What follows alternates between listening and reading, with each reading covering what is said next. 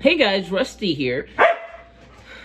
My dog's barking, but I really feel like there's some really important stuff for me to say. As everyone knows, I'm a big fan of Propel products. One thing about Propel products is there's no color to them, and I'm a big clear head of. Hey, I'm a big fan of clear water, clear blah blah, clear, and I also like, as you know from the last video, I love toys. Now, one thing about mixing Propel and toys is it makes me think about, you know, the idea that when I go to heaven, Jonah at the doors of heaven will say to me, what were your favorite TV shows? What were your favorite video games? You know, one example I'll say is, I love the Garfield Kids, Jonah. And he'll say, okay, that's one for the books. I'll say, Jonah, I always loved Propel products. Yeah.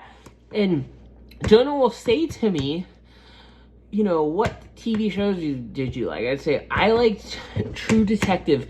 In fact, on Facebook, I was one of the first people to do a lot of impressions about how much I liked True Detective.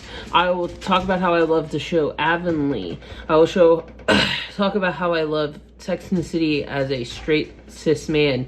How you don't see that very often. It's, you know, I could love it.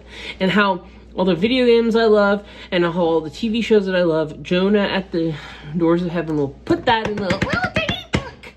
And he will say, you know, the things that you love and the properties you love will be put together in like a little present of soul, and that will be your soul. So if you wrote Buffy fan fiction, then, you know, that will be your soul. If you made long video essays on YouTube about, you know, Buffy fan fiction and Angel fan fiction, your soul will reflect that to who you are, to God. And it's important to go on social media for people like me to talk about movies that I love, talk about, you know, records I have, and it's important for you to talk about, you know, the Buffy the Vampire fan fiction, to talk about why you love, you know, an essay about Starship Troopers.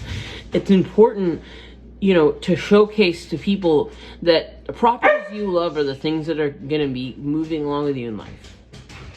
And it kind of takes you back to the Propel and this Garbage Pail Kid. One of my favorite properties, as Garbage Pail Kids was an 80s property that had a live action movie in the 80s, and my grandma actually rented the Garbage Pail Kids movie for me the night that we found out my dad had been killed in a car wreck when I was 4 years old. So that property is a connection. Bye guys, Propel off.